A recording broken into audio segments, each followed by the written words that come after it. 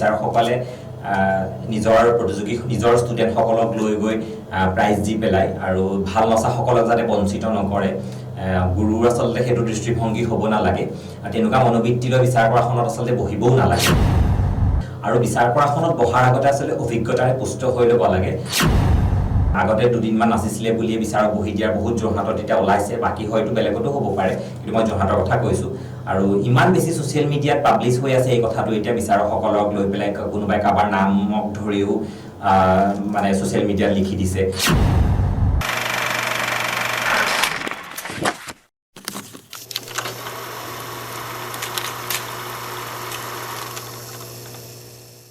নমস্কাৰ ষ্টুডিঅ'ত মই চন্দন আপোনালোকে চাই আছে প্ৰাইম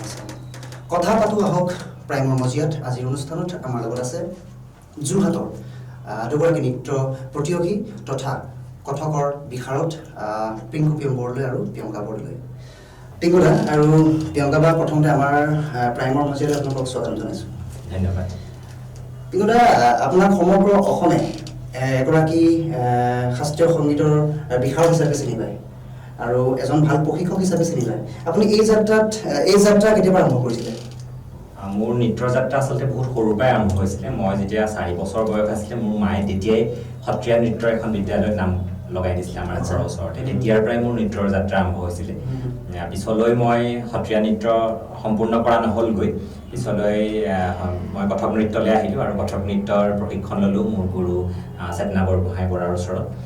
তেনেকৈ মোৰ শাস্ত্ৰীয় নৃত্যৰ আৰম্ভ হ'ল বাইদেউৰ ওচৰৰ পৰাই মই বিশাৰদ কৰিলোঁ তাৰপিছত নিপুণ কৰিলোঁ তাৰপিছত বিভিন্ন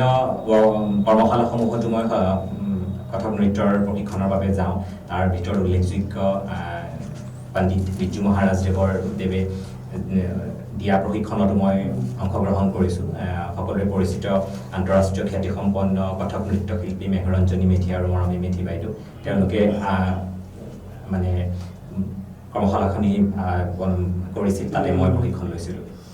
আচ্ছা এতিয়া প্ৰিয়ংকা পৰা চলে আহিছোঁ প্ৰিয়ংকা আপুনি আপোনাৰ যাত্ৰা কেতিয়াবা আৰম্ভ হৈছিলে এই জগতত মই খুব জনা হোৱাৰ পৰাই ঘৰত নৃত্য পাইছোঁ নাচখিনি পাইছোঁৱেই আৰু মোৰ একো মানে প্ৰব্লেম একো হোৱা নাছিলে মানে মোৰ দাদাই চব কৰিয়ে থৈছিলে মই মানে কৰিহে গৈছিলোঁ আৰু যে এইটোকে শিকিলে কি শিকিলে ভাল হ'ব বা কি শিকিলে বেয়া হ'ব একো দিগদাৰ হোৱা নাছিলে দাদাই যেনেকৈ কৈ গৈছিলে তেনেকৈ আগবাঢ়ি গ'লোঁ দাদাই ধুনীয়াকৈ মুকলিকৈ ৰাস্তাটো খুলিয়ে থৈছিলে মই জাষ্ট গৈহে আছিলোঁ আৰু তাৰপৰা মই কথা প্ৰথমতে দাদাৰ ওচৰতে শিকিলোঁ তাৰপৰা ভাৰতনাট্যম কমপ্লিট কৰিলোঁ সত্ৰীয়া মই BA কৰিলোঁ ডিব্ৰুগড় ইউনিভাৰ্চিটিৰ পৰা তেনেকৈ মোৰ যাত্ৰা আৰম্ভ হ'ল আৰু পিংকুদা আপুনি নিজৰ দাদা হয় নিজৰ দাদা আচ্ছা পিংকুদা আপুনি নৃত্য জগতৰ লগত জড়িত হৈ আছে আৰু লগতে এগৰাকী আইনৰ অধিবক্তা দুইটা দিশ আপুনি কেনেদৰে চম্ভালে অলপ প্ৰব্লেম নহয়নে প্ৰব্লেম মোৰ এতিয়ালৈকে হোৱা নাই যিহেতু মই যিহেতু অধিবক্তা আৰু আমাৰ যিটো বৃত্তি সেইটো মানে কাৰো আণ্ডাৰত থাকি কৰা বস্তু নহয় নিজৰ মনৰ খুচিয়ে কৰি পৰা বস্তু সেইটো কাৰণে আচলতে মই এই বৃত্তিটো চাগে বাছি লৈছিলোঁ যাতে মই মোৰ নৃত্যৰ ক্ষেত্ৰখনকো আগবঢ়াই লৈ যাব পাৰোঁ যদি মই কিবা চৰকাৰী চাকৰিয়াল হ'লোহেঁতেন বা কোনো কোম্পানীৰ চাকৰিয়াল হ'লোহেঁতেন নিৰ্দিষ্ট সময় দিবলগীয়া হ'লহেঁতেন কিন্তু এতিয়া মই তেনেকৈ দুইটা ক্ষেত্ৰত সময়টো মিলাই ল'ব পাৰোঁ মই মোৰ অধিবক্তাৰ বৃত্তিটোত সময়টো মিলাই পিছবেলাৰ সময়খিনি মই নাচত দিব পাৰোঁ তেনেকৈ ধৰণে মিলি যাওঁ আৰু আমি তেনেকৈ মিলাই চলাই এতিয়ালৈকে গৈ আছোঁ আৰু সমান্তৰালভাৱে চলাই আছে কোনো অসুবিধা পোৱা নাই এতিয়ালৈকে আচ্ছা আৰু হেৰি পিংকুদা আৰু এটা কথা সুধোঁ আপুনি অলপ দিনৰ আগতে এটি বঁটা লাভ কৰিছিলে তাৰ বিষয়ে ক'ব নেকি এতিয়ালৈকে মই মোৰ ভাগ্যত মই 3টা বঁটা পাইছোঁ মই 2018 চনত পাইছিলোঁ নটবৰ নৃত্যাচাৰ্য আৰু এই বছৰ এটা পাইছিলোঁ নৃত্যাশ্ৰী আৰু এতিয়া শেহতীয়াভাৱে পাইছোঁ মই অসম সুভাষ জয়ন্তী বঁটা ৰিচেণ্ট পাইছোঁ এইটো নৰ্থ ইষ্ট ইয়থ ক্লাব ছ'চাইটিয়ে দিছে খুব মানে মই নিজকে ধন্য মানিছোঁ আৰু ইমান ভাল এটা বঁটা পাবলৈ বা নৃত্যৰ ক্ষেত্ৰখনত আৰু ৰিকি বাৎসৱ ডাঙৰীয়াৰ তত্ত্বাৱধানত নৰ্থ ইষ্ট ক্লাব ছ'চাইটিয়ে মানে এনেকুৱা ধৰণৰ কামবোৰ কৰি আহিছে আৰু এই বছৰ নৃত্যৰ ক্ষেত্ৰখনত এই বঁটাৰ বাবে মোক মনোনীত কৰিছে মই এই চেগতে তেখেতলৈ ধন্যবাদ জ্ঞাপন কৰিছোঁ আৰু যথেষ্ট সুখী আৰু মই এইটো বয়সতে মই এতিয়ালৈকে 3টাকৈ বঁটা লাভ কৰিছোঁ হয় তেখেত ৰিকি বাৎসৱৰ এগৰাকী ভাল ভিডিঅ' পৰিচালক আৰু স্ক্ৰিপ্ট ৰাইটাৰ প্ৰিয়ংকা আপোনাক এইটো লাইনত আহোঁতে অনুপ্ৰেৰণা কোনে যোগাইছিলে প্ৰথমতে মোৰ দাদা হয় নেকি দাদা নোহোৱা হ'লে চাগে আজি মই একো কৰিবই নোৱাৰিলোঁ আৰু সেইটো কাৰণে আজি একেলগে আমি কথা পাতিবলৈ আমাৰো সৌভাগ্য হৈছে পিংকুদা অসমৰ বহুত ঠাইত আপোনালোকে বিচাৰক হিচাপে অংশগ্ৰহণ কৰিছে এনে কিছু ঘটনা আছে নেকি যোনটো ঘটনা এতিয়াও আপোনাক ক্ৰিয়া কৰি থাকে হয়তো সেইটো কমেডি হ'ব পাৰে বা সেইটো চিৰিয়াছো হ'ব পাৰে হয় এনেকুৱা এটা দুটা নহয় বহুত ঘটনাই আছে যিহেতু মই 2010 চনৰ পৰা বিচাৰক কৰিছোঁ আৰু আজিলৈকে প্ৰায় 200ৰ ওপৰত মই অসমৰ ভিতৰত আৰু অসমৰ বাহিৰতো বিচাৰক যথেষ্ট সেইকাৰণে বহুত বেছি তিতা মিঠা অভিজ্ঞতা আছে মই প্ৰথম বিচাৰক কৰিছিলোঁ মই যেতিয়া যোৰহাট মহাবিদ্যালয় যিহেতু মই যোৰহাট মহাবিদ্যালয়ৰ ছাত্ৰ আছিলোঁ মই যোৰহাট এইটো কথা ক'বই লাগিব যে যোৰহাট মহাবিদ্যালয়খনে মোক নৃত্যৰ ক্ষেত্ৰত আগবাঢ়ি যোৱাত মানে যথেষ্ট প্ৰেৰণা যোগাইছে মই ভবা নাছিলোঁ যে মই এইটো এটা মোৰ বৃত্তি বা প্ৰফেশ্যন হিচাপে ল'ম কিন্তু যোৰহাট মহাবিদ্যালয়ৰ মানে তেওঁলোকৰ প্ৰেৰণা বহুত আছে আৰু যিহেতু মই আগষ্টত আমাৰ তেতিয়া BA পৰীক্ষাবোৰ শেষ হয় মই BA পৰীক্ষা দি পেলাই আমাৰ অক্টোবৰত কলেজ উইক হয় সেই অক্টোবৰত কলেজ উইকখনত আমি চাবলৈ যাবলৈ ওলাইছোঁ যিহেতু মই কণ্টিনিউ যোৰহাট মহাবিদ্যালয় 4 বছৰে শ্ৰেষ্ঠ নৃত্য শিল্পী আছিলোঁ কিন্তু এইবাৰনো কোনে পাব মানে সেইটো কাৰণে মহাবিদ্যালয়ৰ পৰা মোলৈ ফোন আহিছে যে আজি মানে বিচাৰক তুমি কৰিব লাগে আমাৰ বিচাৰকজন কিবা কাৰণে কেঞ্চেল হৈ গ'ল তুমি আহি বিচাৰকটো কৰি দিয়া সেই তেতিয়াই মই বিচাৰক আৰম্ভ কৰিলোঁ তাৰপিছত যোৰহাট মহাবিদ্যালয়ৰ প্ৰতিখন মহাবিদ্যালয় সপ্তাহৰ মানে প্ৰতিযোগিতাত বিচাৰক হিচাপে আজিলৈকে গৈ আছো সেইটো এটা সাংঘাতিক মুহূৰ্ত আছিল মানে যেতিয়া দিছিলে আৰু মই যেতিয়া বিচাৰক আসনত বহিছো পিছফালে সকলোবিলাক অধ্যাপক অধ্যাপিকা বহি আছে আমাৰ প্ৰিন্সিপাল ছাৰো যেতিয়া আহিছে মানে প্ৰত্যেকজন মানুহ আহোঁতে আমি যিহেতু টিচাৰজন আহিলে উঠি দিওঁ মই বিচাৰক আসনৰ পৰা বাৰে বাৰে উঠি আছো আৰু মোৰ পিছফালে প্ৰিন্সিপাল ছাৰ বহি আছিলে তেতিয়া আমাৰ ডক্টৰ পবিত্ৰপান ছাৰ আছিলে ছাৰে মোক কৈছে যে টিংকু তুমি আজি বিচাৰক হৈহে আহিছা উঠি থাকিব নালাগে দিয়া তুমি তোমাৰ কামটো কৰা আৰু সেইটো মুহূৰ্ত চাগে আপুনি পাহৰিব পৰা কেতিয়াবা আৰু বহুতো এনেকুৱা অভিজ্ঞতাও আছে আমাৰ এনেকুৱা হৈছিলে মই বিচাৰক কৰিবলৈ লোৱাৰ পিছত বিহুৰ সময় খুব বেছি হয় এই বস্তু মানে আমাৰ বিচাৰকবোৰ বিহু সন্মিলনবিলাকত মাৰ্চ মাহমানৰ পৰা আমালৈ খুব ফোন আহে আৰু বহুত মানুহ ঘৰলৈও আহে উপহাৰ লৈ সেইটো মানে বিচাৰকৰ লগৰে আৰম্ভণিতে মানে আমাৰ ছোৱালী যিহেতু নাচিব অকণমান মনত পেলাই দিয়ে আমাকো মোৰ ছোৱালীও নাচিব আৰু ফোন আহে খুব কেতিয়াবা আগতে কিন্তু আজিকালি মই অকণমান বেছি ষ্ট্ৰিক্ট মানে বিচাৰকৰ ক্ষেত্ৰখনত আজিকালি তেনেকুৱা ধৰণৰ ফোন কলবিলাক মোলৈ নহা হ'ল আৰু এইটো বিচাৰকৰ এইবছৰ বিশেষকৈ যোৰহাটত খুব বেছি ছ'চিয়েল মিডিয়াত ওলাই আছে যোৰহাটৰ বিচাৰকৰ কথা আৰু এনেকুৱা কিছুমান বিচাৰক আছে যোন বহিলে মানে প্ৰতিযোগী নাই ৰৈ থাকিবলগীয়া হৈছে বিচাৰক কিন্তু আমাৰে সৌভাগ্য কালি এজন গাৰ্জেনে মোক পাই পেলাই কৈছে যে আপোনালোক যিকেইখন মঞ্চত বহিছে তাৰমানে সেইকেইখন মঞ্চত আমি প্ৰতিযোগীয়ে গৈ পেলাই অংশগ্ৰহণ কৰিব পৰা নাই আগতীয়াকৈ মানে নামভৰ্তি বন্ধ কৰি দিছে আমি বহিলে মানে ইমান বেছি প্ৰতিযোগিতা যিহেতু আমি কেতিয়াও মানে দুৰ্নীতিৰ আশ্ৰয় লোৱা নাই আৰু নিজে যিহেতু মই আইনৰ লগত জড়িত এজন মানুহ আৰু আমাৰ ষ্টুডেণ্টে বিশেষকৈ আমাৰ এখন নৃত্য বিদ্যালয় আছে আমাৰ ষ্টুডেণ্টে কেতিয়াও প্ৰতিযোগিতাত অংশগ্ৰহণ নকৰে আৰু বিশেষকৈ আমি যদি বহোঁ তেতিয়া আৰু নাযায় মানে যিহেতু খুব ভাল যদি নাচেও আমি যদি পুৰস্কাৰ দিওঁ তেতিয়াও কথাটো এনেকৈ ওলাই যে তেওঁলোকৰ নিজৰ গুৰুৱেতো ঈশ্বৰৰ নাচ চলাই ভালেই দেখিব সেইটো কাৰণে আমি আচলতে শাস্ত্ৰীয় নৃত্যৰ ওপৰত বেছি গুৰুত্ব দিওঁ এই যে প্ৰতিযোগিতাবিলাক হয় সেই প্ৰতিযোগিতাবিলাকতকৈ আমি সেই শাস্ত্ৰীয় নৃত্যৰ বছৰেকৰ যিটো পৰীক্ষা হয় পৰীক্ষাখনলৈ বিষাৰৰ পিছত নিপুণ এটা ডিগ্ৰী পায় ন সেইকাৰণে সেই বস্তুটোক আমাৰ বেছি গুৰুত্ব দিওঁ আমি ষ্টুডেণ্টখিনিক তেনেকৈ আগবঢ়াই দিছোঁ যে আমাৰ গাৰ্জেনখিনিও সেই বস্তুটোকে গুৰুত্ব দিয়ে তাৰমানে ভালকৈ শিকি পেলাই ডিপ্ল'মাখন ল'ব লাগে যিহেতু সেই ডিপ্ল'মাখনহে পিছত অনাগত দিনত তেওঁলোকে মিউজিকৰ কথা যদি থাকে কলেজত ছিট পায় আজিকালি মানে এডুকেশ্যন চিষ্টেমো এইটো ৰিকগনাইজ কৰিছে যিহেতু ক্লাছ 9ত ইলেক্ট্ৰিক হিচাপে ডান্সটোকো ল'ব পাৰে আমাৰ বহুত ষ্টুডেণ্ট আছে যিবিলাকৰ ইলেক্ট্ৰিক কথক ডান্স আৰু ভাৰতনাট্যম বা সত্ৰীয়া তেওঁলোকে সেইটোক লৈ পেলাই যিহেতু ভাল পাৰফৰ্মেঞ্চ দিছে আমাৰ ষ্টুডেণ্টে মানে প্ৰায় লেটাৰ মাৰ্কছ পাই মেট্ৰিকত পাছ কৰিছে আৰু এই এতিয়া যে আপোনাৰ আপুনি যে ক'লে এই যে ফোন কল আহে বা আগমুহূৰ্তত ফোন কল আহে বা মেছেজ আহে বা লগ কৰিব বিচাৰে তেনেকুৱা বহু ক্ষেত্ৰত চলি আছে যোৰহাট বুলিয়ে নহয় অসমৰ চব জেগাতে চলি আছে আৰু সেইটোৱে কি প্ৰভাৱ পেলাব পাৰে সেই ষ্টুডেণ্টগৰাকীৰ মানে আপুনি কি ক'ব সেই বিষয়ে সেইটো প্ৰভাৱ মানে বেয়া যোনে নাচে বা নৃত্য ক্ষেত্ৰখনত অকণমান ভালকৈ অভিজ্ঞতা মানে গোট খুৱাই লোৱা নাই তেওঁলোকক একো প্ৰভাৱ পেলোৱা নাই মই এইটো ক'ব বিচাৰিছোঁ যে সেই ষ্টুডেণ্টসকলক মানে সেই ষ্টুডেণ্টৰ অভিভাৱকসকলে যে আপুনি যদি এখন মঞ্চত আপুনি যাব বুলি তেওঁলোকে অলৰেডি গম পাইছে আৰু আপুনি সেইটো কাৰণে আপোনালোকে ফোন আহিছে মই মোৰ ছোৱালীজনী চাবা দেই বা মোৰ ল'ৰাটোক চাবা ইটোৰ আগে কিবা এনেকৈ কথা পাতিব বিচাৰে মানে সেইটো কৈছোঁ যদি হৈ যায় তেনেকুৱা হৈ যায় যদি তেওঁ কিবা এটা পুৰস্কাৰ পালে বা আপুনি দিবলগীয়া হ'ল কিন্তু সেইটোৱে কি প্ৰভাৱ পেলাব পাৰে সেই ষ্টুডেণ্ট সেইটোকে ক'ব কৈছো মই সেই তেওঁৰ মানে ষ্টুডেণ্ট গৰাকীকহে প্ৰভাৱ পেলায় কাৰণ যদি ভালো আছে মানে মই যেতিয়া প্ৰাইজটো দিব আমাৰ মনত এনেকুৱা এটা লাগে ন প্ৰাইজটো দিলে ভাবিব যে তেওঁৰ ফোনটো কৰাৰ কাৰণে মই প্ৰাইজটো দিছোঁ কিন্তু মই তেনেকুৱা ধৰণৰ কাহিনীও কৰা নাই যাৰ যিজন যোগ্য সদায় সেইজনকে মই পুৰস্কাৰটো দিছোঁ সেইটো কাৰণে আজি বিচাৰকৰ আসনখনত মই মানে নিৰবিচ্ছিন্নভাৱে বহি আছোঁ আৰু ভাল মই মানে হেৰি পাইছোঁ ফলাফল পাইছোঁ আৰু তেওঁলোকে আচলতে গাৰ্জেনবিলাকক মই সদায় কওঁ প্ৰতিটো অনুষ্ঠানতে যেতিয়া ভালকৈ কোনোবা এটা কলা শিকি লোৱা হয় তেতিয়া বিফল হ'ব নালাগে আমি যেনেকৈ আজিলৈকে শিকাৰ দিনাখনৰ পৰা 4 বছৰ বয়সতে মই শিকিছোঁ কিন্তু পিছলৈ আজিলৈকে মই ঘূৰি চাবলগীয়া হোৱা নাই আৰু এই পুৰস্কাৰ পোৱাটোক আচলতে গুৰুত্ব দিব নালাগে যিহেতু প্ৰতিযোগী আজিকালি প্ৰতিখন প্ৰতিযোগিতাতে 100ৰ ওপৰত হয় আৰু প্ৰতিযোগিতাত পুৰস্কাৰটো 3টাহে থাকে মানে ফাৰ্ষ্ট ছেকেণ্ড থাৰ্ড হোৱা কেইগৰাকীহে যে ভাল নাচে বাকীবোৰে ভাল নাচে এনেকুৱা নহয় নানাচে সেই 100 গৰাকীৰ ভিতৰত হয়তো 50 গৰাকী ভাল নাচিব পাৰে কিন্তু পুৰস্কাৰটো 3 গৰাকীহে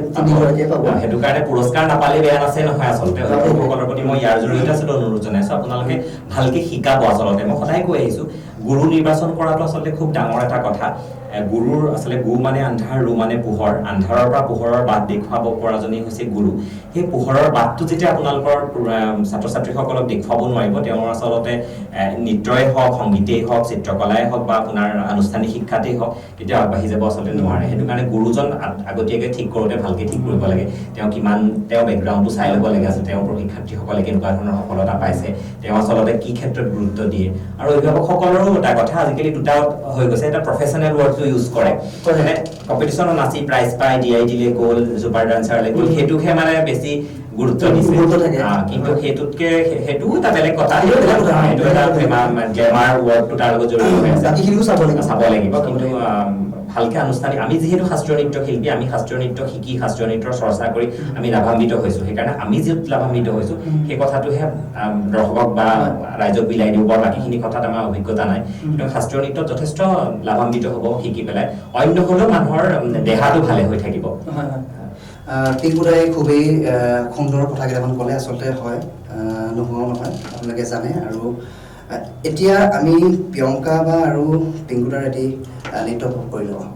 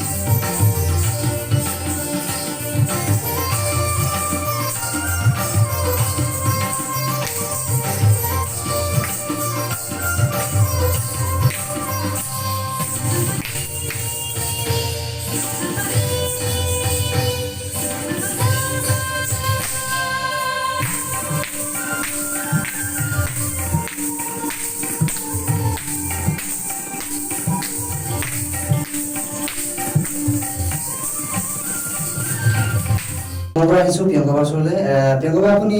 শিক্ষা জীৱনটো ক'ত কৰিছিলে ইয়াতে যোৰহাটতে কৰিছিলে মই স্কুলীয়া শিক্ষা আৰম্ভ কৰিলোঁ যোৰহাট DCB স্কুলৰ পৰা আৰু হায়াৰ ছেকেণ্ডেৰী কৰিলোঁ যোৰহাট গাৰ্লছৰ পৰা আৰু মই BA কৰিলোঁ যোৰহাট সত্ৰীয়া সংগীত মহাবিদ্যালয়ৰ পৰা আৰু মোৰ এটা সৌভাগ্য যে মোৰ এতিয়াও DCB স্কুলে মোৰ এতিয়াও মানে মোৰ লগত আছে মানে মোক মাতে কিবা অনুষ্ঠান হ'লেও মোক যোগাযোগ কৰে বাইদেউসকল মোৰ লগত থাকে মই সেইটো লৈ বহুত সুখী প্ৰায় তেনেকৈ চবেই চাগে নাপায় কিন্তু মই এতিয়াও পাই আছোঁ মানে ইমান বছৰ হ'ল যদিও মই তেওঁলোকৰ লগত জড়িত হৈ আছোঁ আপোনাৰ ভৱিষ্যত কিবা পৰিকল্পনা ৰাখিছে নেকি নৃত্যৰ জগতখনৰ লগত পৰিকল্পনা মানে মই এতিয়া মেইনকৈ মানে মই এই নাচটো মানে বেলেগক কেনেকৈ মিলাব পাৰোঁ শাস্ত্ৰীয় নৃত্যটো মই কেনেকৈ বেলেগক মিলাব পাৰোঁ মোৰ পৰা শিকি মোৰ ষ্টুডেণ্টখিনিয়ে আগুৱাই যাওক আৰু এখন স্কুল খোলক সিহঁতেও সৰু সৰু ল'ৰা ছোৱালীক শিকক আগবাঢ়ি যাওক মানে সেইটোৱে মোৰ পৰিকল্পনা এতিয়া খুবেই এটা সুন্দৰ পৰিকল্পনা পিংকুদা ওচৰলৈ আহিছোঁ পিংকুদা আপুনি আপোনাৰ শিক্ষা জীৱনটো ক'ৰ পৰা আৰম্ভ হৈছিলে ইয়াতে হৈছিলে যোৰহাটতে মোৰ চব যোৰহাট মই মোৰ LP স্কুলীয়া শিক্ষা ঘৰৰ ওচৰতে মোৰ এখন স্কুল 136 নং ৰাজান সোণাৰীগাঁও প্ৰাথমিক বিদ্যালয় তাৰপিছত হাইস্কুলীয়া শিক্ষা মোৰ শংকৰদেৱ ছেমিনাৰী যোৰহাটৰ তাৰপিছত মই কলেজ যোৰহাট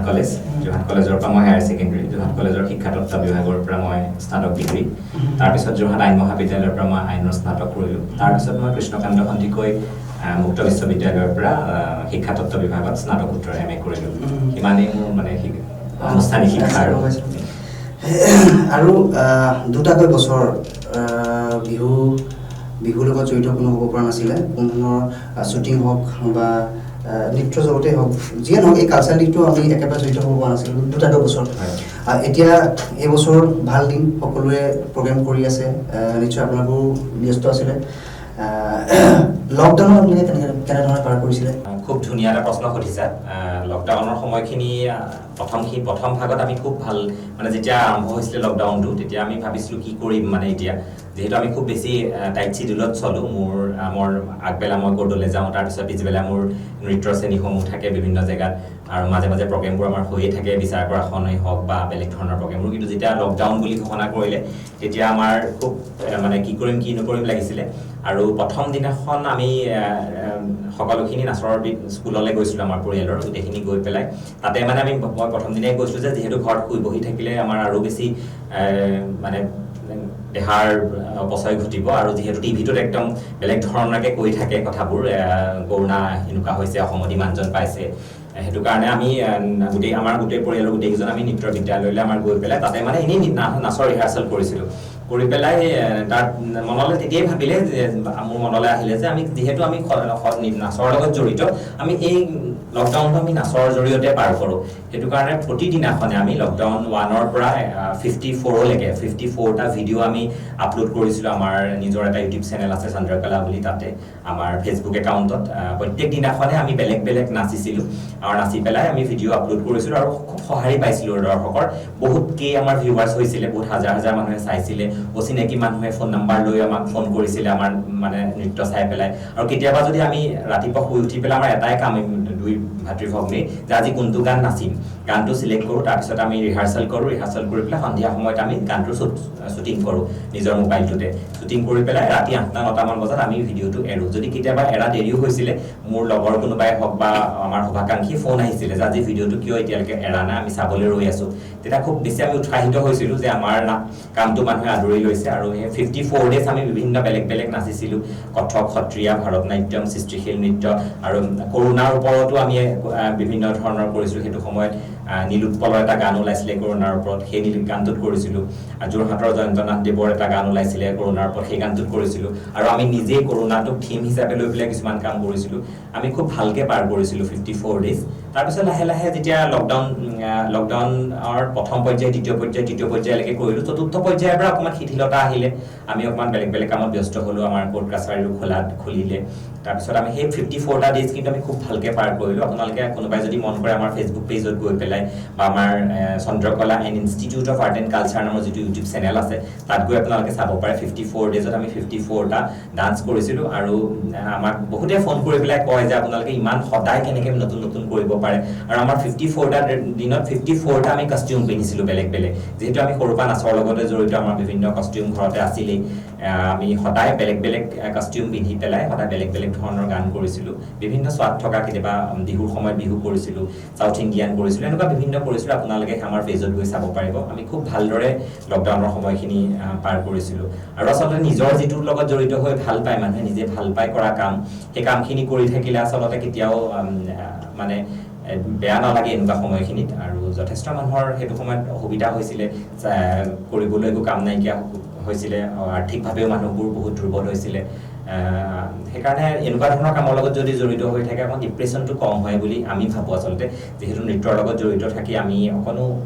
আমাৰ মাজত বেয়া প্ৰভাৱ পেলাব পৰা নাছিলে লকডাউনে। আৰু ভগৱানৰ কৃপাত আমাৰ আজিলৈকে কৰোণা পজিটিভ আমি নহ'লোঁ। এতিয়া 2টা ভেকচিন লৈ পেলাই আমি সম্পূৰ্ণ সুৰক্ষিত। আৰু পিংকুদা আৰু প্ৰিয়ংকা বাই খুব সুন্দৰভাৱে লকডাউন পাৰ কৰিলে, নিশ্চয় আপোনালোকে গম পালে। এতিয়া প্ৰিয়ংকা বা, আপোনাৰ হাজবেণ্ডে সঁহাৰি জনাইছেনে নৃত্য জগতৰ লগত জড়িত হোৱাৰ? বহুত জনাইছে, সিও ভাল পায় এইবিলাক ডান্স নাচবিলাক, আৰু মোৰ লগত থাকেই, প্ৰগ্ৰেমেই হওক বা জাজমেণ্ট হওক, সি চব কৰি দিয়ে। আৰু বিশেষকৈ মই এইখন ঘৰত যেনেকৈ পাইছোঁ মানে ছাপৰ্ট, তাতো মই অকণো কম পোৱা নাই, তাতো পাইছোঁ। আৰু মোৰ শহুৰ দেউতাই খুব মানে ভাল পায় এইবিলাক, মা আছে, মোৰ বৰ্জনা আছে, চবেই ভাল পায়। এতিয়া তাতো মই এখন স্কুল খুলিবলৈ মানে যোগাৰ কৰি আছোঁ। অহা মাহৰ পৰা চাগে মই ষ্টাৰ্ট দিম তাতো। তাত খুলিব মানে? তাতো খুলিম ভাবিছোঁ। দেউতাই এইবোৰ চব মানে যোগাৰ কৰি আছে, খুবেই ছাপৰ্ট আছে। খুবেই ছাপৰ্ট। মই মই তাতো সুখী, ইয়াত যিমান সুখী মই তাতো সুখী। প্ৰথম ক'ত লগ পাইছিলে? প্ৰথম ফেচবুকত ফেচবুকত লগ পাইছিলে। ভাল পোৱা? ভাল পাওঁ। আচ্ছা, পিংকুদা আপুনি বিয়া কেতিয়া কৰিছিলে? মই যোৱা বছৰ কৰিছোঁ, 2021 14 ফেব্ৰুৱাৰী ভেলেণ্টাইন ডে দিনা। আচ্ছা, ভাল পোৱাছিলে? ভাল পোৱা প্ৰথম আমাৰ লাভ কাম এৰেঞ্জ। আমাৰ যিহেতু মই খুব বেছি ব্যস্ত ন সেইকাৰণে সেইবোৰলৈ মোৰ কাহিনী সময় নহৈছিলে। কিন্তু বিয়াৰ সময় যেতিয়া হৈছিলে মোৰ মায়ে আমাৰ নাচৰ স্কুলখনতে কৈছিলে যে ল'ৰাৰ বিয়া পাতিব লাগে, আপোনালোকে কোনোবা ছোৱালী থাকিলে ক'ব। আমাৰ এগৰাকী খুব ভাল গাৰ্জেন আমাৰ চন্দ্ৰকলাৰ আমাৰ স্কুলৰ, তেওঁলোকৰ চিনাকি এগৰাকী ছোৱালী দেখুৱাইছিলে। মই প্ৰথম চাব গৈছিলোঁ, তাৰপিছত মাক পঠিয়ালোঁ, মায়ে চালে, তেনেকৈ আৰম্ভ হৈ পেলাই আমাৰ তাৰপিছত 2.5 বছৰমানৰ পিছত আমাৰ বিয়াৰ। আচ্ছা, মই ছাপোৰ্ট কৰে? সুন্দৰভাৱে ছাপোৰ্ট কৰে। নাথাকোৱেই ন ঘৰত। এতিয়া মই ৰিচেণ্টলি মই কলিকতাৰ সুৰভাৰতী সংগীত কলা কেন্দ্ৰ নামৰ এখন বৰ্ডৰ মানে এক্সটাৰ্নেল এক্সামিনাৰ অসমৰ শাস্ত্ৰীয় নৃত্য বা সৃষ্টিশীল নৃত্য পৰীক্ষাবিলাক ল'বলৈ যাম। এই মই এসপ্তাহৰ কাৰণে গ'লোঁ, ধেমাজি, লখিমপুৰ, শোণিতপুৰ, এনেকৈ এসপ্তাহ মই ঘৰত নাই। এনেকৈ আমাৰ চলিয়ে থাকে। মই যোৱা নাই আজিলৈকে, জাজ কৰিবলৈ গ'লোঁ, গোটেই ৰাতিটো হ'ল তাৰ পিছফালে। এনেই যদি আমাৰ পাৰফৰ্মেঞ্চ থাকে তেতিয়া যায়। যদি আমি গৈছোঁ আৰু সময়ত কৰিছোঁ, গুচি আহিছোঁ, কিন্তু এনেকুৱা দীঘলীয়া যাত্ৰাত যোৱা নাই, যিহেতু তাই বৰ পাব আৰু আজিলৈকে কোনো ক্ষেত্ৰতে মানে দিগদাৰ মানে মোক ৰোকটোক কৰা নাই আৰু যে নাযাবা মোৰ ইমান দিন, এনেকুৱা ধৰণৰ মই পোৱা নাই। সেই বিয়াৰ আগতো বিয়াৰ পিছতো আমি আকৌ কথা পাতিম। ইয়াৰ মাজতে আমি এটি বাণিজ্যিক বিৰতি লৈ গৈছোঁ। দেখেছো কি তাকে ওই নীল নদীর ধারে, বৃষ্টি পায় পায় তার কি যেন কি নাম, জলে ভেজা মাঠে আকাশে হাত বাড়ায়, মেঘের আড়ালে ভেসে থাকা সেই রংধনুকে চায়। দেখেছো কি তাকে ওই নীল নদীর ধারে, বৃষ্টি পায় পায় তার কি যেন কি নাম, জলে ভেজা মাঠে আকাশে হাত বাড়ায়, মেঘের আড়ালে ভেসে থাকা সেই রংধনুকে চায়। দেখেছো কি তাকে ওই নীল নদীর ধারে।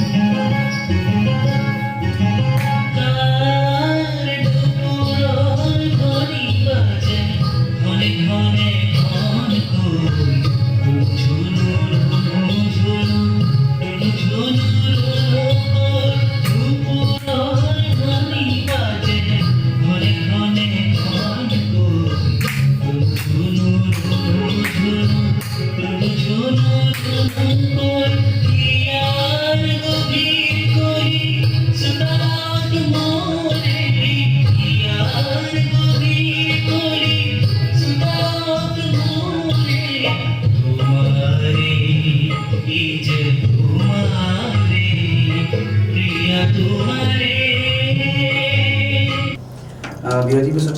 পুনৰ আমি কথা পাতিম। পিংকুদা, আপোনালোকৰ নৃত্য একাডেমীখনৰ নামটো কি আছে? আমাৰ Chandrakala and institute of art and culture. ঘৰতে আছে? ঘৰতে আছে। ষ্টুডেণ্ট কিমান আছে তাত এতিয়া? আমাৰ লকডাউনৰ আগতে আমাৰ দুটা ব্ৰাঞ্চ আছিলে, এটা আমাৰ ONGC চিনেমাৰ কলনীৰ ভিতৰত, কিন্তু লকডাউনৰ পিছত সেইটো বন্ধ হৈছে আৰু সেইখিনি আমি অনলাইন ক্লাছ কৰোঁ এতিয়া। আমাৰ 160 এবভ ষ্টুডেণ্ট, কিন্তু এতিয়া লকডাউনৰ সময়ত অকণমান কমিছিলে, কিন্তু এতিয়া আকৌ লাহে লাহে ভাললৈ আহিছে। এতিয়া মানে আগতকৈ বেছি উদ্যোগেৰে অভিভাৱকসকল আগবাঢ়ি আহিছে। ক্লাছবোৰ কেনেকৈ কৰে তাত সময়? আমি ক্লাছ শনি আৰু দেওবাৰে কৰোঁ। শনিবাৰে অকল সৃষ্টিশীল নৃত্যৰ শ্ৰেণী হয় শনি আৰু দেওবাৰে আবেলি সময়ত, আৰু ভাৰত নাট্যমৰ শ্ৰেণী হয় দেওবাৰে ৰাতিপুৱা 9টাৰ পৰা, কথক নৃত্য শ্ৰেণী হয় দেওবাৰে 10:30 বজাৰ পৰা। আৰু এইখিনিতে মই দৰ্শকসকলকো জনাব বিচাৰিছোঁ, আমি যিহেতু শাস্ত্ৰীয় নৃত্যৰ ওপৰত বেছি গুৰুত্ব আৰোপ কৰোঁ, আমাৰ তাতে ভাৰত নাট্যম, কথক নৃত্য আৰু লগতে সৃষ্টিশীল নৃত্যৰো আমি প্ৰশিক্ষণ প্ৰদান কৰোঁ। আৰু আপোনালোকে কোনোবা যদি আপোনালোকৰ কণমানিটোক আমাৰ বিদ্যালয়ত দিব বিচাৰে, আমাৰ লগত যোগাযোগ কৰিব পাৰিব। আৰু আমি প্ৰতি বছৰে জুলাই মাহত এটা কৰ্মশালাৰ ব্যৱস্থা কৰোঁ। বাহিৰৰ পৰা আমি যিকোনো এজন মানুহক নৃত্যৰ ক্ষেত্ৰত এক্সপাৰ্ট মানুহ আনি পেলাই আমি কৰ্মশালা কৰাওঁ। এই পৰহিও আমাৰ এটা কৰ্মশালা হৈ গৈছিলে এদিনীয়া, য'ত প্ৰশিক্ষণ প্ৰদান কৰিছিলে আন্তঃৰাষ্ট্ৰীয় খ্যাতিসম্পন্ন কথক নৃত্য শিল্পী আৰু অভিনেত্ৰী মেঘৰঞ্জনী মেধিয়ে। পৰহি আহি আমাৰ তাতে কৰ্মশালা দি গ'ল, এদিনীয়া কথক নৃত্য কৰ্মশালা। আমি এনেকুৱা ধৰণৰ পদক্ষেপবোৰ লওঁ, আৰু আমি শাস্ত্ৰীয় নৃত্যটোক বেছি গুৰুত্ব দিওঁ, আৰু আমি আমাৰ স্কুলত শিকি পেলাই বিশাৰদৰ পিছত নিপুণ এই ডিপ্ল'মাকেইখন পোৱাত আমি বেছি গুৰুত্ব দিওঁ। আৰু আমি বিভিন্ন জেগাত যাওঁতে, মানে মই কৈছোঁ দেই কথাটো বহলাই, বিভিন্ন জেগাত মই যেতিয়া পৰীক্ষা ল'বলৈ যাওঁ বা বিচাৰকখনত বহোঁ, তেতিয়া মানে ষ্টুডেণ্টখিনিয়ে নাচ খুব ধুনীয়া নাচে, কিন্তু ভিতৰৰ তাত্ত্বিক কথাখিনি নাজানে, থিয়ৰিটিকেল নলেজখিনি একদমেই নাই। তাৰমানে আমি কিন্তু কি কৰোঁ, থিয়ৰিখিনি খুব ভালকৈ কৰা আমাৰ ষ্টুডেণ্টে মানে যেতিয়া এক্সট্ৰা বেলেগ কলিকতাৰ এক্সটাৰ্নেল আমাৰ পৰীক্ষা ল'বলৈ আহে, তেওঁলোকে কয় মানে যে আপোনালোকৰ ল'ৰা ছোৱালীক সুধিবই নোৱাৰি, মানে তোঁৱাবই নোৱাৰি। আমি নাচৰ লগতে মানে সেইটো খুব গুৰুত্বপূৰ্ণ, যিহেতু নাচ যিকোনো ক্ষেত্ৰতে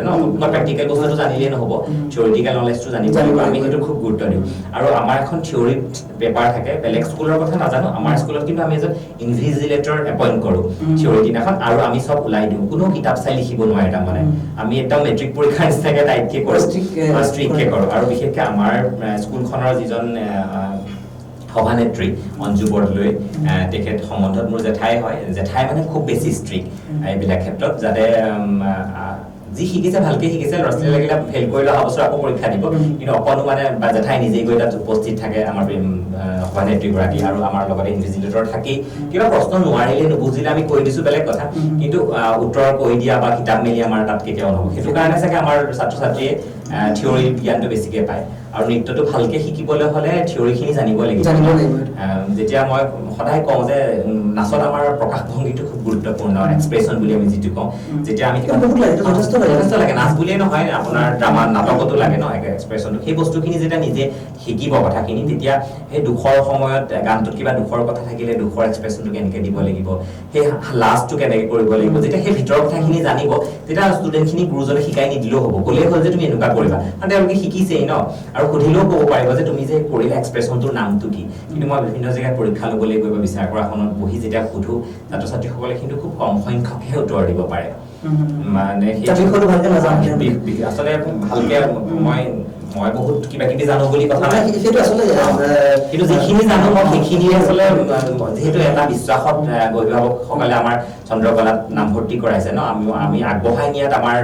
যথেষ্ট গুৰুত্ব আছে। প্ৰতিযোগিতাত অংশগ্ৰহণ কৰে ফাৰ্ষ্ট ছেকেণ্ড থাৰ্ড পোৱাটোৱে ডাঙৰ কথা নহয়, যদি যিটো বিষয় শিকিছে সেই বিষয়টোৰ ওপৰত পুংখানুপুংখভাৱে নলেজটো লৈ আগবাঢ়ি গ'লেহে ছাকচেছ হ'ব পাৰিব। যদি কোনোবাই বিচাৰে, আমাৰ তেনেকৈ বহুত আমাৰ আছে যোনে ভালকৈ বিশাৰদ কমপ্লিট কৰি স্কুল খুলিছে নাচৰ, তেওঁ এতিয়া ধুনীয়াকৈ স্কুল এখন চলাই আছে। প্ৰত্যেকে যে নাচৰ স্কুল খুলিব তেনেকুৱা কথা নাই, কিন্তু হ'লেও শিকিছে যেতিয়া ভালকৈ শিকক। তাৰমানে আমি পাল মাৰি শব্দ কিবা এটা কৰিব পৰাকৈ শিকক, আৰু একো নকৰিলেও তাৰমানে বোলে কথকেই শিকিলে, ভাৰত নাট্যমে শিকিলে, সম্পূৰ্ণ নলেজটো থাকিব লাগে, মানে যিখিনিলৈকে শিকে। আমি সেই কথাটোত বহুত বেছি গুৰুত্ব দিওঁ তাৰমানে। স্কুলখনৰ এড্ৰেছটো আমাৰ তৰাজান সোণাৰীগাঁও নং 1 সোহাম শ্বপিং মলখন আছে তৰাজানত, তাৰ পোৱাৰ আগতে 1 নং সোণাৰীগাঁও সোমাই গৈছে, যিটো ৰাস্তা গৈ পেলাই এগ্ৰিকালচাৰ ইউনিভাৰ্চিটিত খুন্দা মাৰিছে, এয়াৰপৰ্ট যাব পাৰে, সেই ৰাস্তাটোত সোমাই যি মানে অকণমান 200 মিটাৰমান গ'লে আমাৰ স্কুলখন পোৱা যায়, আৰু আমাৰ নেটত লোকেশ্যনটো দিয়া আছে। আৰু আমি আচলতে শাস্ত্ৰীয় নৃত্যটো, যিহেতু সত্ৰীয়াটো আমাৰ শাস্ত্ৰীয় নৃত্য সকলোৱে জানে, সকলোৱে বুজে, আমাৰ নিজৰ বস্তু ন, আৰু আমি যিকেইটাক লৈ কাম কৰি আছোঁ অকণমান আমাৰটো বেছি মানে আমি সন্মুখীন হ'বলগীয়া হয় এখন সমস্যা, যিহেতু মোৰ কথকটো হৈছে উত্তৰ প্ৰদেশৰ আৰু ভাৰত নাট্যমটো হৈছে তামিলনাডুৰ। আমি সেইকাৰণে তামিলনাডুৰ তামিল ভাষাৰ বস্তু সেইটো, সেইকাৰণে অকণ বেছি টাফ হৈ যায়। আমাৰ সত্ৰীয়াটোত ধৰক আমি বুজি পাওঁ, বা সত্ৰীয়াৰ বহুতখিনি প্ৰসিদ্ধ ব্যক্তি আমাৰ যোৰহাটতে আছে বা অসমত আছে, আমি তাৰপৰা অকণমান কথাটো নুবুজিলে, কিন্তু আমি সেই কথাখিনি অকণমান যদি বুজা পৰাত অকণমান প্ৰব্লেম হয়, আমি বহুত সমস্যাৰ সন্মুখীন হওঁ তাৰমানে। সেইটো কাৰণে আমি সেই বস্তুখিনি অসমত মানে যিহেতু কথক ভাৰত নাট্যমটো বাৰু অকণমান প্ৰচাৰ আছে, কিন্তু কথক নৃত্যটোৰ প্ৰচাৰটো অসমত বহুত বেছি কম। যোৰহাটত তেনেকে নাই বুলিয়ে ক'ব পাৰি। গুৰু চেতনা বৰগোহাঁই বৰা বাইদেৱে শিকাই আছে, তেনেকে ইন্দ্ৰজিৎ কৰ্মকাৰ ছাৰ আছে, তাৰপিছত তেনেকে কোনো কথকৰ মানে নাই। মই সেইকাৰণে ভাবিছোঁ যোৰহাটৰ লগতে অসমত মানে কথক নৃত্যটো যাতে প্ৰচাৰ হয়, সেইটো কাৰণে আমাৰ ভাষাটোক লৈ পেলাই তাৰমানে, যিহেতু কথকত আমি বন্দনা কৰোঁ বা যিকোনো হিন্দী গীতত নাচোঁ, যিটো ঠুমৰি বুলি কওঁ, যদি আমি অসমীয়াৰ গীতত যদি কৰি পেলাই যদি কথকটো কৰোঁ, মানুহৰ যিহেতু আমি মাতৃভাষাত আমি বস্তুটো বেছি বুজো ন, কোনোবাই যদি ইংলিছত কথা এটা কৈ থাকে তাতকে অসমীয়াত কথা এটা ক'লে পতককে বুজি পাওঁ। তেনেকে মাতৃভাষাত যদি বস্তুটো আগুৱাই নিব পাৰোঁ, মানুহৰ মাজলৈ বেছি ভালো লাগে। সেইকাৰণে মাতৃভাষাৰ জৰিয়তে যদি কৰোঁ আমি কথাটো, বেছি মানুহৰ মনলৈ যাব পাৰে বুলি মোৰ বিশ্বাস। সেই বস্তুটোত মই মানে অকণমান গৱেষণা নিচিনা কৰি আছোঁ, যাতে আমি অসমীয়া ভাষাটোক মানে অসমীয়া যিবোৰ আমাৰ থলুৱা গীত আছে, বনগীতেই হওক, আমাৰ মহাপুৰুষজনৰ বৰগীতেই হওক, সেইবিলাকক যদি আমি কথক নৃত্যটো আগবঢ়াই নিব পাৰোঁ, মানুহ বেছি আঁকোৱালি ল'ব আৰু তেনেকৈ যেতিয়া প্ৰসাৰ হ'ব। আৰু কথক নৃত্যটোৰ বৰ্তমান বহুত বেছি ডিমাণ্ড ইণ্ডিয়াৰ বাহিৰত। শাস্ত্ৰীয় নৃত্য বুলি ক'লে ইণ্ডিয়াৰ বাহিৰৰ কথক নৃত্যটো খুব ভালকে চিনি পায়, ভালকে আঁকোৱালি লৈছে। আৰু কথকটো আচলতে খুব এটা মানে ফ্লেক্সিবিলিটি, মানে মোৰ অসমীয়া অৰ্থ অহা নাই, খুব ফ্লেক্সিবল এটা ডান্স, চবৰ লগতে মিলি যায় তাৰমানে, তাৰ হেৰি নাই মানে, যথেষ্ট কঠিন প্ৰথম শিকি লোৱাৰ পিছত, কিন্তু আৰু তাত ভৰিৰ কাম খুব বেছি আছে, আৰু এটা চিম্পুল এটা ডান্স। আৰু বিশেষকে মই ভাবো ল'ৰাৰ কাৰণে কথকটো খুব ভাল, মানে মই সেইটো কাৰণে আকৰ্ষিত হৈছিলো। ল'ৰা এজনে কথক নৃত্যটো কৰিলে খুব ভাল দেখায়। আৰু বাকী শাস্ত্ৰীয় নৃত্যখিনিও খুব ভাল, বাকী শাস্ত্ৰীয় নৃত্যখিনিৰ কথা মই বেয়া বুলি কোৱা নাই। সত্ৰীয়াটো যিহেতু আমাৰ নিজৰ বস্তু, সেইটো শিকিব নোৱাৰি পেলাই মোৰ দুখটো থাকি গ'ল। এতিয়া মোৰ বয়স নাই আৰু শিকাৰ বয়স আছে, কিন্তু হ'লেও মই এটা নিৰ্দিষ্ট কামত জড়িত হৈ গ'লো। এই সত্ৰীয়া নৃত্যটো শিকিব নোৱাৰিলো, প্ৰথমতে মই সত্ৰীয়া নৃত্যৰে আৰম্ভ কৰিছিলো। কিন্তু কথক নৃত্য এতিয়া মই যিহেতু কথকটো লৈছো হেৰি, কথকটো কিয় বাছি ল'লে? কথকটোৰ প্ৰতি মই জনা হোৱা দিনাখনৰ পৰা কথকটো খুব ভাল লাগে, মানে দেখি ভাল লাগে, খুব স্পীডত ঘূৰে আৰু খুব চিম্পুল এটা বস্তু, তাৰমানে বহুত বেছি কিবা কিবি নাই, আৰু প্ৰত্যেকটো নাচৰ লগতে খুব ধুনীয়াকে সামঞ্জস্য ৰাখিব পাৰি। সেইটো কাৰণে সৰুৰ পৰা মোৰ ভাল লাগিছিলে কথকটো। আৰু খুব বেছি ল'ৰাক নচা দেখো কথক নাচটো, মানে বাহিৰৰ মানে এতিয়া বিজু মহাৰাজ যি হওক, তেনেকে মানে মেইল ডান্সাৰ কথকৰ বহুত আছে, বা খুব ল'ৰাক নচা দেখো যে, সেইকাৰণে মই তেতিয়া চাগে ভাবিছিলো ল'ৰাৰ কাৰণে এইটোৱে ভাল হ'ব নেকি। আৰু এইটো লাইনত ভৱিষ্যত পৰিকল্পনা কিবা ৰাখিছে নেকি? ভৱিষ্যত পৰিকল্পনা মানে মোৰ সেইটোৱে, এই নাচটোক মই আগুৱাই নিব বিচাৰো, মানে মই সেয়া মাতৃভাষাৰ জৰিয়তে তাৰমানে, আৰু মই মানে সেয়া কথক নৃত্যটোক মই আগবঢ়াই নিব বিচাৰো। এটা পদক্ষেপ আৰু এইটো সেই লাইনটোত, যিহেতু বাকীখিনি নাচ অলৰেডি ধুনীয়াকে আগবাঢ়ি গৈছে, কথকটোও গৈছে, কিন্তু মই ভাবো মানে আৰু কথকটোত কৰিবলগীয়া কাম আছে, যিহেতু যোৰহাটতটো আৰু কোনো তেনেকে কৰি থকা নাই কাম। সেইকাৰণে যোৰহাটত যদি মই আৰু বহুত জেগাত কথক নাই, এতিয়াও মানুহে কথকটো কি বস্তু চিনি নাপায়। কথক নৃত্যটো কোনটো কথক নৃত্য শিকে, আৰু ইয়াত মানে এনেকুৱাই কৰিব লাগিব, এনেকুৱাই পিন্ধিব লাগিব বুলি কথা নাই আজিকালি। আৰু কথকটো এটা মানে আধুনিকতাটো খুব সোনকালে আদৰি লৈছে, বাকীবোৰ নৃত্য আধুনিকতাটো পটককে আদৰি ল'ব নোৱাৰে, নিবিচাৰে তাৰমানে। আমাৰ কথকটোৱে আধুনিকতাটো, যিহেতু আমি সময়ৰ লগত গতিশীল ন, সময়ৰ লগত আমি আগবাঢ়ি যাব লাগিব। কথক নৃত্যটো সময়ৰ লগত আগবাঢ়ি গৈছে। প্ৰথমতে সেই তেতিয়াৰ দিনত মন্দিৰত কৰোঁতে কথকটো যেনেকুৱা আছিলে, আজি সেইটো হৈ থকা নাই তাৰমানে। পণ্ডিত বিজু মহাৰাজ দেৱেও মানে কথক নৃত্যটো খুব সুন্দৰ কৰা তেওঁ যথেষ্ট পদক্ষেপ আছে। যোৱা জানুৱাৰীৰ 17 তাৰিখে তেওঁৰ মৃত্যু হৈছে, কিন্তু তেওঁ খুব ধুনীয়া এটা মানে ভাল কৰি থৈ গৈছে কথক নৃত্য। কথক নৃত্যটোৱে নতুন প্ৰজন্মৰ মাজত মানে বেছি জনপ্ৰিয় হোৱাৰ কাৰণ সেইটোৱে যে কথক নৃত্যটো আধুনিকতাটো সোনকালে আদৰি লয়, আৰু সময়ৰ লগত খোজ মিলাই মানে কথক নৃত্যটো গৈ আছে। সেই তেতিয়াৰ দিনৰ মুদ্ৰাটোৱে যে এতিয়াও দিব লাগিব বুলি কথা নাই, একদম পুৰণি যিটো আমাৰ পৰম্পৰাগত বস্তুটোক ধৰি ৰাখি পেলাই সময়ৰ লগত খুব ভালদৰে মানে কথক নৃত্যটো আগবাঢ়ি গৈছে। সেইটো কাৰণে আচলতে অসমৰ লগতে ভাৰতৰ লগতে পৃথিৱীৰ বাকীবোৰ দেশেও মানে কথক নৃত্যটোক সোনকালে আঁকোৱালি লৈছে বুলি মোৰ ধাৰণা মানে। এতিয়া মই বিচাৰকৰ কথাটোলৈ আকৌ এবাৰ আহিছোঁ, যিহেতু এতিয়া আমাৰ ইয়াতে খুব বেছি বিহু সন্মিলনবিলাকত নৃত্য প্ৰতিযোগিতা হৈ আছে, তাত বিচাৰকক লৈ পেলাই খুব বেছি চৰ্চিত বিষয় এটা হৈ আছে। সেইকাৰণে মই আকৌ কৈছোঁ যে বিচাৰকসকলে নিজৰ ষ্টুডেণ্টসকলক লৈ গৈ প্ৰাইজ দি পেলাই, আৰু ভাল নচাসকলক যাতে বঞ্চিত নকৰে। গুৰুৰ আচলতে সেইটো দৃষ্টিভংগী হ'ব নালাগে, তেনেকুৱা মনোবৃত্তিলৈ বিচাৰ কৰাখনত আচলতে বহিবও নালাগে। আৰু বিচাৰ কৰাখনত বহাৰ আগতে আচলতে অভিজ্ঞতাৰে পুষ্ট হৈ ল'ব লাগে। বহুত বেছি নাচ শিকিলে, আগতে নাচিছিলে, পুৰস্কাৰ পাইছিলে বুলি যে বিচাৰক আসনত বহিব তেনেকুৱা নাই বিচাৰ এটা বেলেগ এটা বস্তু আৰু নৃত্য কৰাটো এটা বেলেগ বস্তু খুব ধুনীয়া নাচিব পাৰে কোনোবাই কিন্তু বিচাৰ হয়তো কৰিব নাজানিব পাৰে মই বিচাৰ কৰিব পাৰোঁ কিন্তু মই ভালকে নাচিবও পাৰোঁ সেইকাৰণে সেইটো এটা আগতে খুব ভাল নাচিছিলে কাৰণে যে এটা বিচাৰ কৰিব পাৰিব তেনেকুৱা কোনো কথা নাই আৰু আচলতে অকণমান বয়সটো এটা কথা আছে অকণমান ডাঙৰ হ'ব লাগে সৰু হৈ থাকিলে আচলতে সিমানখিনি ভাল বেয়াৰ বিচাৰ কৰি পেলাই এটা সুন্দৰ ফলাফল দিয়াৰ দক্ষতাটো আচলতে নাথাকে আৰু আগতে দুদিনমান নাচিছিলে বুলিয়ে বিচাৰক বহি দিয়াৰ বহুত যোৰহাটত এতিয়া ওলাইছে বাকী হয়তো বেলেগতো হ'ব পাৰে কিন্তু মই যোৰহাটৰ কথা কৈছোঁ আৰু ইমান বেছি ছ'চিয়েল মিডিয়াত পাব্লিছ হৈ আছে এই কথাটো এতিয়া বিচাৰকসকলক লৈ পেলাই কোনোবাই কাৰোবাৰ নামক ধৰিও মানে ছ'চিয়েল মিডিয়াত লিখি দিছে সেইবোৰ আচলতে কৰিব নালাগে আৰু বিচাৰকসকল আচলতে অকণমান সচেতন হ'ব হ'ল আৰু উদযাপন সমিতিসকলো সচেতন হ'ব হ'ল যে তেওঁলোকে যেতিয়া বিচাৰকজন নিৰ্বাচন কৰে প্ৰতিযোগিতা এখন পাতি পেলাই বহুত প্ৰতিযোগী আহিব আমাৰ জইণ্ট ফিজ আমি ল'ম তেনেকুৱা মনোবৃত্তিৰে প্ৰতিযোগিতাখন পতাতকৈ বিচাৰকজন ভাল বিচাৰক এজন চিলেক্ট কৰিব লাগে যাতে প্ৰতিযোগিতাখনলৈ এটা আশাৰে অহা প্ৰতিযোগীসকলে ভাল ফলাফল লৈ যাব পাৰে আৰু এনেকুৱা কৰিব নালাগে শাস্ত্ৰীয় নৃত্য লোকনৃত্য আধুনিক নৃত্য সকলো বেলেগ বেলেগ আচলতে প্ৰত্যেকৰে সকলোতো মানে জ্ঞান নাথাকিবও পাৰে বিহু সময়ত এনেকুৱা দেখা যায় যে বিহুৰ লগত জড়িত নৃত্যশিল্পীসকলকে বিহু মঞ্চখনত যিখন সৃষ্টিশীল নৃত্য প্ৰতিযোগিতা হয় তাতে বহাই দিয়া দেখা যায় আচলতে বিহুৰ যিসকল বিহুৰ লগত জড়িতসকলে সৃষ্টিশীল নৃত্যটোক বেলেগ সকলোৱে তাৰমানে সৃষ্টিশীল নৃত্যটোক এটা অকণমান বহুত ইজি প্ৰচেছ বুলি হয়তো ভাবিব পাৰে কিন্তু মই আজি কৈ দিছোঁ যে সৃষ্টিশীল নৃত্যটো ইমান এটা উজু কথা নহয় যিহেতু সৃষ্টিশীল নৃত্যটোত সেই লোকনৃত্য শাস্ত্ৰীয় নৃত্য প্ৰত্যেকৰে উপাদান আহৰণ কৰি পেলাই বনোৱা এটা বস্তু আৰু সেইটো কৰিবলৈ যাওঁতে যথেষ্ট নলেজ আৰু যথেষ্ট জ্ঞানৰ আৰু যথেষ্ট অভিজ্ঞতা লাগে এটা গানৰ প্ৰতিটো শব্দ প্ৰকাশভংগীৰে মুদ্ৰাৰে যেতিয়া প্ৰকাশ কৰোঁ আমি সেই ইমানখিনি কৰিবলৈ যাওঁতে যথেষ্ট জ্ঞান লাগে সেই ইমানখিনি জ্ঞান প্ৰয়োগ কৰি পেলাই এজন গুৰুৱে নৃত্যক শিক্ষা দিয়ে আৰু সেই জ্ঞান নথকা এজন বিচাৰকে যেতিয়া বিচাৰ কৰি পেলাই তুলুঙা মন্তব্য দিয়ে তেতিয়া আচলতে প্ৰতিযোগীগৰাকীও মন্ত্ৰত বহুত দুখ পায় সেই বাটটোত আগবাঢ়ি যাবলৈ এনেকুৱা বহুত প্ৰতিযোগী আছে যি বিচাৰকৰ এনেকুৱা মন্তব্যৰ বাবে নৃত্য ক্ষেত্ৰখনৰ পৰা আঁতৰি আহিছে নৃত্য ক্ষেত্ৰখনত আগবাঢ়ি যোৱা নাই সেইটো কাৰণে আপোনালোকৰ যেতিয়া অভিজ্ঞতা নাই সেই বস্তুটোৰ ওপৰত বিচাৰক বহি পেলাই তুলুঙা মন্তব্য দিয়ে সেই উঠি অহা প্ৰজন্মটোক আচলতে তাতেই তেওঁলোকৰ প্ৰজন্মটোৰ যিখিনি তেওঁলোকৰ যোগ্যতা সেই যোগ্যতাখিনি আচলতে শেষ কৰি দিব নালাগে সেইটো কাৰণে বিচাৰক মাতিলে বুলি আচলতে বিচাৰ কৰিবলৈ গুচি যাব নালাগে মোক যদি এটা কাইলৈ পৰহিলে সেই চাউথ ইণ্ডিয়া ফালৰ কিবা তেনেকুৱা ধৰণৰ নাচৰ যদি বিচাৰ কৰিবলৈ মানে মই নিশ্চয়কৈ নাযাওঁ সেইটো কাৰণে যোনে যিটো বস্তুৰ ওপৰত নলেজ আছে সেইটোৰহে বিচাৰ কৰিব লাগে মাতিলেই বুলি বিচাৰকৰ আসনখন যিহেতু এখন আকৰ্ষণীয় আসন যথেষ্ট সন্মান পোৱা যায় সেই সন্মানৰ প্ৰলোভনত পৰি আচলতে বিচাৰ কৰিবলৈ কেতিয়াও যাব নালাগে আমিও কেতিয়াও যোৱা নাই মোক যদি এতিয়া বেলেগ ধৰণৰ মানে লোকনৃত্যৰ বিচাৰ কৰিবলৈ মানে মোক যদি কয় যে আপোনাক মই মণিপুৰৰ লোকনৃত্য কিছুমান আমি পাতিছোঁ তাতে আপোনাক বিচাৰক হিচাপে মাতিছোঁ মইতো কেতিয়াও নাযাওঁ কাৰণ যিহেতু সেইটো বস্তুৰ ওপৰত মোৰ অলপো নলেজ নাই মই নিজৰ যিকেইটাৰ ওপৰত নলেজ আছে মোৰ নিজৰ বিহুটোৰ ওপৰত নলেজ আছে মোৰ নিজৰ কথক নৃত্য ভাৰতনাট্যম সত্ৰীয়া ওপৰত মোৰ জ্ঞান আছে মোৰ সৃষ্টিশীল নৃত্যৰ ওপৰত জ্ঞান আছে সেইখিনি কষ্ট কৰি মই আহৰণ কৰিছোঁ সেইকেইটা ক্ষেত্ৰতহে মই কিন্তু বিচাৰ কৰিবলৈ যাম বাকীখিনি নাযাওঁ সেইটো কাৰণে আপোনালোককো অনুৰোধ জনাইছোঁ যাতে তেনেকুৱা ধৰণৰ কামবোৰ কৰি উঠি অহা প্ৰজন্মটোক আচলতে আধাতে নাচটো এৰি দিবলৈ বাধ্য নকৰাব আৰু অকণমান সুবিচাৰ দিব আপোনালোকে যাতে ছ'চিয়েল মিডিয়াত ইমান যেতিয়া সকলোৱে লিখি থাকে বিচাৰকসকল আজিকালি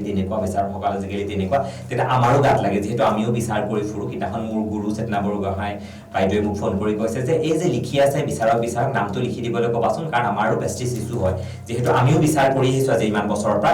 বিচাৰক কৈ থাকিলে আমাৰো হৈ যায় আমাৰ গাতো লাগে বহুতে আমাকো ভাবে সেইটো কাৰণে নামটো লিখি দিব লাগে ইমান যদি সাহস আছে কিন্তু আপোনালোকক অনুৰোধ কৰিছোঁ যদি বিচাৰকৰ প্ৰতি কিবা থাকে তাতে সুধিব তাতে ফেচবুকত লিখিলেও ছ'চিয়েল মিডিয়াত আপোনালোকে নাম সহকাৰে লিখি দিব যাতে সেইজন বিচাৰকে পিছত বিচাৰ কৰিবলৈ মানে জ্ঞান নথকাকৈ বিচাৰ কৰিবলৈ যাবলৈ যাতে তেওঁলোকে সাহসটো নকৰে সেইটো কাৰণে মই অনুৰোধ জনাইছোঁ মই বহুত কিবা কিবি জানো বুলি নহয় আচলতে যিকণ জানো সৰুৰ পৰা নৃত্যৰ ক্ষেত্ৰত যিখিনি শিকিছোঁ সেই সামান্য জ্ঞানেৰে বিচাৰ কৰিবলৈ যত্ন কৰোঁ সেই সামান্য জ্ঞানেৰে এগৰাকী নৃত্য শিকাৰক নৃত্য শিক্ষা দিবলৈ যত্ন কৰোঁ আৰু মই যিখিনি নাজানো সেইখিনি মই বেলেগৰ ওচৰলৈ পঠিয়াই হ'লেও শিক্ষাটো তেওঁৰ ভাল কৰিবলৈ চেষ্টা কৰোঁ সকলোৱে যদি তেনেকুৱা মনোভাৱ লৈ আগবাঢ়ে আমাৰ যোৰহাটৰ নৃত্যৰ জগতখন যিহেতু আমি যোৰহাট সাংস্কৃতিক ৰাজধানী বুলি সকলোৱে কয় সেই সাংস্কৃতিক ৰাজধানীত আচলতে নৃত্যৰ পথাৰখনে কালিমা সানিব নালাগে বাকীটো সকলোখিনি খুব ভালকৈ চলি আছে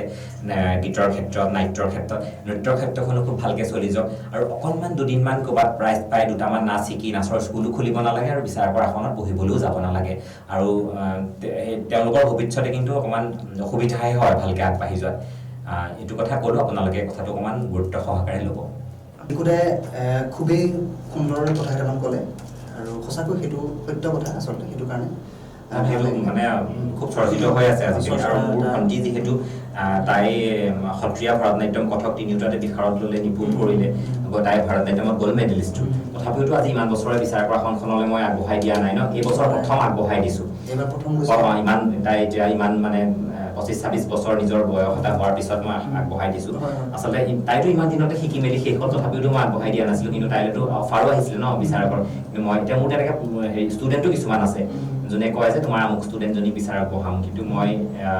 মানে পাৰ্মিশ্যন দিয়া নাই। আৰু মোৰ ষ্টুডেণ্টবিলাকেও মানে মোৰ কথাটো খুব ভালকৈ শুনে। আৰু বেয়াও দেখে দিয়কচোন, সৰু যদি কোনোবা ছোৱালী বা ল'ৰা এটা